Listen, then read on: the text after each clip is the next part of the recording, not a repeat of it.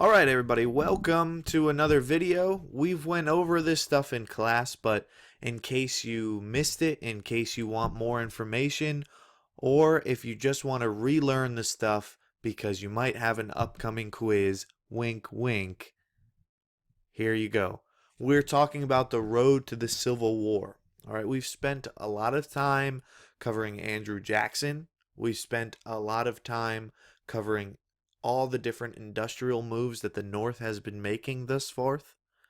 And we've covered a lot in terms of slavery. And now we're going to start focusing a little bit more on sectionalism and how those different regions in the United States were really leading us and propelling the United States forward into the Civil War. So that's what we're going to be discussing today, all right? So we're going to get at it. The first thing that you need to know is antebellum means before the Civil War. If you do not understand that, it's going to be hard for you to do anything else in this unit because I will ask questions that have to do with the antebellum period. And if you're confused as to what the antebellum period actually is, then you're not going to be able to effectively answer those questions. So it's important that you understand that antebellum means pre-Civil War. No, we're not talking about Lady Antebellum. We're talking about the antebellum period of history, which is roughly between 1820 and 1860. You're talking about the period of the Missouri Compromise, all the way to the beginnings of the Civil War, which we're about to get into. Now, the Civil War actually starts in 1861, but we're going to stop a little bit before that just to show that sectionalism crisis that's going on. Now, when you think antebellum period, 1820 to 1860, which we've learned a little bit about because of Andrew Jackson winning in 1828 and then 1832, Martin Van Buren after that, John Quincy Adams in 1824. We've learned all that. So you guys know the ins and outs of the time period, but now we're going to go towards a larger scope. So when you think antebellum period, you must think sectionalism. Very important. Now you might be wondering, what is sectionalism? Great question. Sectionalism is essentially areas of the United States that are concerned about their own interests and not the interests of the nation. So in class, we kind of discussed it as an illustration of somebody just being selfish in the classroom, right? If we divided up the classroom and each one of you represented a different region of that classroom, somebody owned the bookshelf region, and somebody owned the teacher's desk region, somebody owned a projector region. Each one of you still make up the unit of the classroom. You guys are all in my class. But every single one of you, based on your region, might want something different out of the class.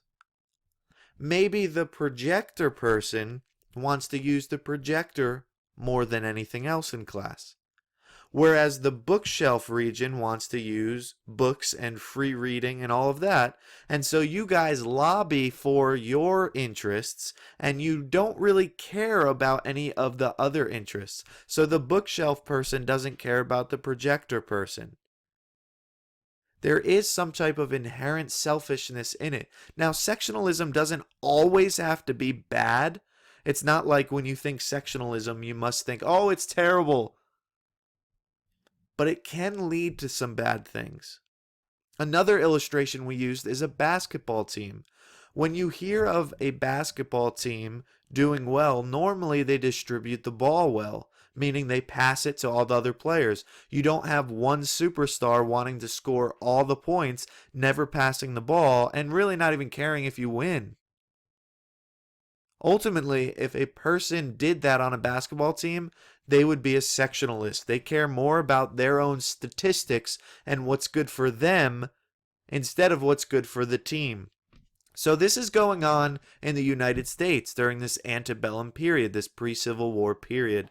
So we must brace ourselves for the antebellum period. And again, not Lady Antebellum. So, what are the sections in the United States? Well, you have three big sections that you're going to need to know about. But specifically, the North and the South are the most important. The West is just starting up during this time period, as that's what we've been covering with Manifest Destiny and everything that's went along with it. So even though that's more developing, really it's the North and the South that are trying to influence the West to really do what they wanted. So even though the West is its own region, it's not acting like the North and the South quite yet because they don't have the same type of population. So three big sections when we talk about sectionalism. What are those sections? The North, the South, and the West. Now, you guys will need to know that the North focused on manufacturing, industry, factories, actually making stuff, whereas the South was focused on agriculture, plantations, and the West was more of a developer in agriculture. They were more concerned at this time of actually developing their land and starting out. So they're a newer team on the market, so to speak. All right. And you see here a picture that was depicted of this time period of sectionalism, where you see all these different people that were leaders over different sections trying to tear apart the United States, essentially, to just go for what's good for their own section, because that's what sectionalism is. And it does end up tearing apart the nation and leading us and propelling us towards the Civil War. So what are some causes of this sectionalism? There's four big ones that I see. Number one is tariffs. Now, we've talked about tariffs before. There's a type of tax. But there's import tariffs and there's protective tariffs. Now, import tariffs is when a government taxes goods brought into the country. So I have here a laser pointer and presenter thing that moves through the slides for me with a push of a button. If Great Britain was making this, or anybody in Europe really, and they're shipping it into the country, an import tariff would be the government taxing this item so that the price of it will end up going up. Now, a protective tariff is very similar. It is an import tax, but it's specifically designed to make foreign goods more expensive than American goods.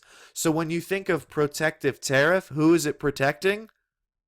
American businesses. And we still have protective tariffs today. Now, you should already be able to know which section of the United States favored the protective tariffs. Who did it help the most? Ding, ding, ding. The answer is the North. Why? Because they had more factories. They were building more things. So in the North, we can use this example. The North had businesses that made laser pointers and made fancy presenter things, just like Britain was doing. But Britain, since they've been around for a while, has kind of perfected their model, and they're selling these items for $3. Whereas in America, these businesses are trying to sell these laser pointers for $4. Now, which ones are people going to buy? The cheaper ones, of course.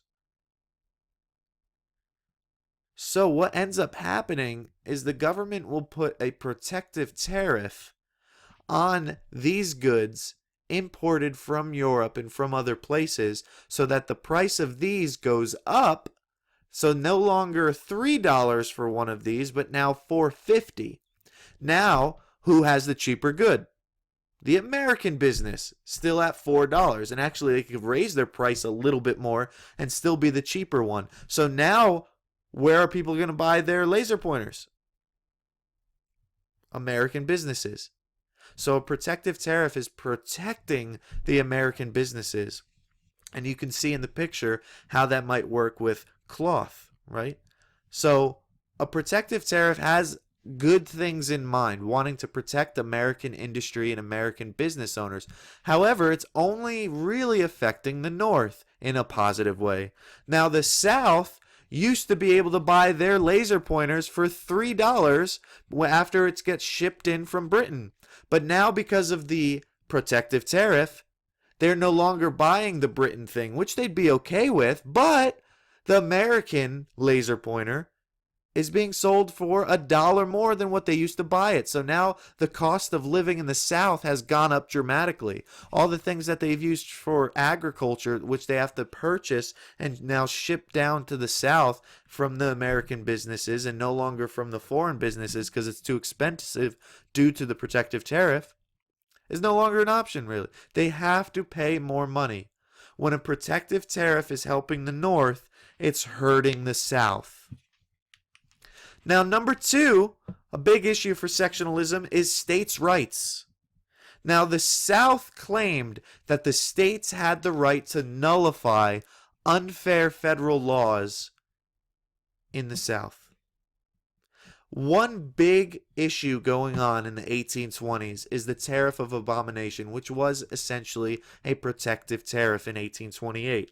Now, it's going to end up leading 4 years later to the nullification crisis, where South Carolina is going to claim that they have a right to nullify, meaning to make void.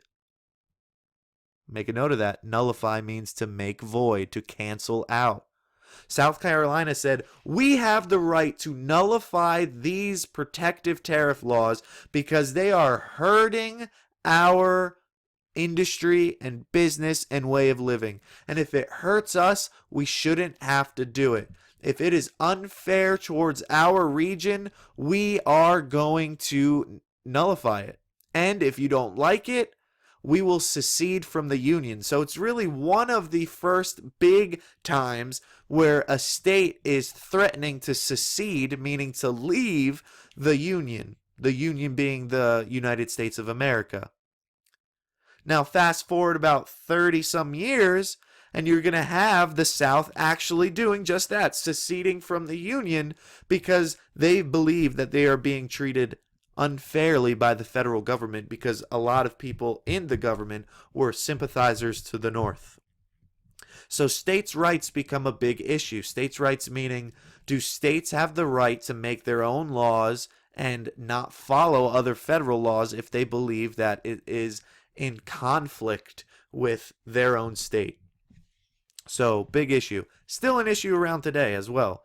The third big issue going on in sectionalism is over representation. Now, it's very similar to what you learned earlier in United States history of no taxation without representation. It was similar, but now it's the South saying that. Now, there was a big issue going on with free versus slave states. We've covered that with the Texas annexation and the Mexican secession after the Mexican-American War. So you know that the West is open for grabs, and people are going to be wondering, are they going to be free states or slave states? If there are more free states, there's more representatives in Congress and the government that will have controlling power of the nation that sympathize to the North. So the North will get stronger while the South doesn't. So the South understands this and is essentially saying, slow the roll. We don't want this to happen. So please make it to where we can have slave states being entered in to even out this balance. And that's going to lead to the Missouri Compromise in 1820, 1821-ish, where they're going to set the compromise line at the 3630 line to where slavery below it is going to be slave. And you can see here on the map that all that white area is slave, whereas above it is all going to be free. And then later on, the idea of popular sovereignty is going to come into the mix for some other states as well. Popular sovereignty meaning it is up to the state and it is up to the people living and inhabiting that state to actually decide if they want slavery or not. So when people say that the Civil War is because of slavery, they are only partly right. They have a little kernel of truth. A better, fuller picture of the Civil War is to say that sectionalism was actually the problem. And slavery is certainly a part of that. But we can see that the South is fed up with the tariffs. They're fed up with the states' rights issues. And now they're fed up with the representation between free and slave states. And last but not least, they are going to be fed up with the slavery issue. All of it is tied together. And slavery is, in fact, the biggest sectional difference